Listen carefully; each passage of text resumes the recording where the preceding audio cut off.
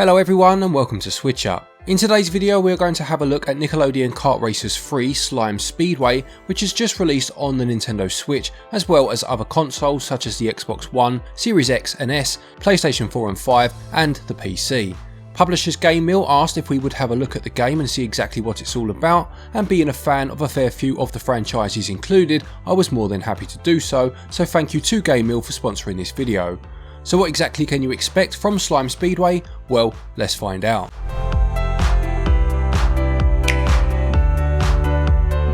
So before we jump into the game itself, just a quick mention of the slime motif that all three of these kart racers adopt. Now as an Englishman, we never had Nickelodeon over here when I was a kid, so I saw many of these shows on other channels and it always intrigued me what the slime was in reference to. The origins of it dates back to a show called You Can't Do That on Television, which originally aired in 1979, and after the show was moved to Nickelodeon, the broadcasters became synonymous with the green stuff and slime appeared in a whole host of their shows during the 80s, with the Kids' Choice Awards becoming the pinnacle of these slime extravaganzas. So on to Nickelodeon Kart Racers 3 Slime Speedway, and for a game which brings together a number of franchises, it needs a strong and expansive cast of characters, and it has over 40 playable characters to choose from, or at least that many once you've unlocked them all, and they are taken from Nickelodeon owned franchises such as the Rugrats, Avatar The Last Airbender, Rocko's Modern Life, Garfield, SpongeBob SquarePants, and a couple of my favourites in Teenage Mutant Ninja Turtles and Ren and Stimpy. This is just a few of them to be fair, and you begin with 12 unlocked, and through in-game progression you can unlock the rest. I have to admit I've always preferred being able to unlock characters in games rather than just being given access to the full roster straight away, and it's always a nice feeling to get one of your favourite characters after making some progress in the game. New to this entry is voice acting for the characters, which is a big upgrade on previous games in this series, and hearing the characters spout lines of dialogue appropriate to their personalities in their respective shows does add a lot of charm.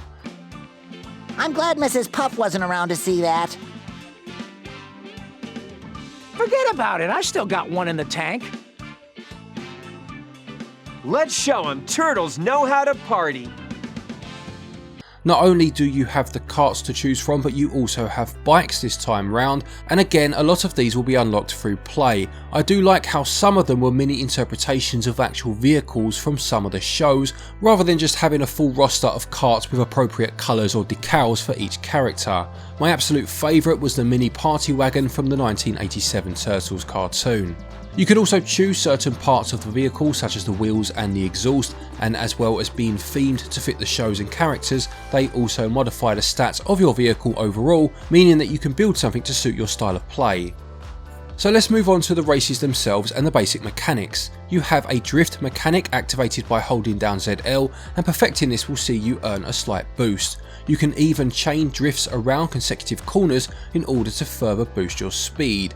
You can also pick up slime tokens, which will increase your overall top speed with you being able to hold 10 at once, and these slime tokens also work as a form of currency where you can unlock the playable characters that I mentioned earlier, as well as crew members, which we'll look at in a moment, vehicles and customizable parts.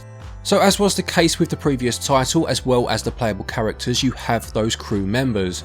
Here you have over 90 to choose from, and these will grant you a skill during the race.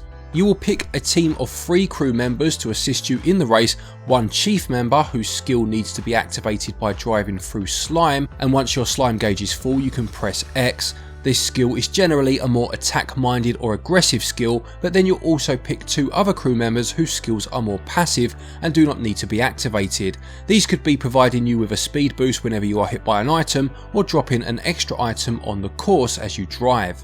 Not only is this a good way of adding another layer of strategy to the races as you find the crew members whose skills fit your playstyle, but it's also a great way to be able to include a large amount of additional characters from a host of the Nickelodeon shows that I assume just missed out on making the cut for being playable characters.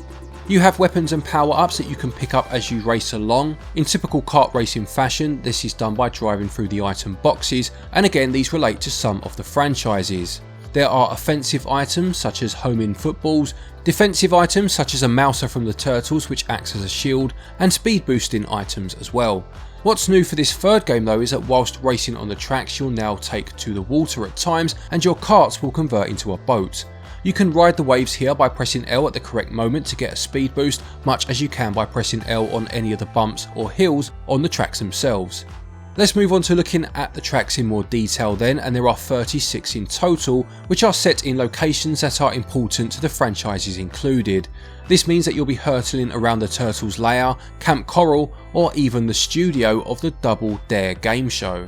There are a number of game modes to partake in, with the main being Slime Scramble, which is basically your tournament mode. There are 10 cups to play through, each with 4 tracks, 9 cups of 4 of course making your 36, and then there is a 10th unlockable cup which uses 4 of those tracks again.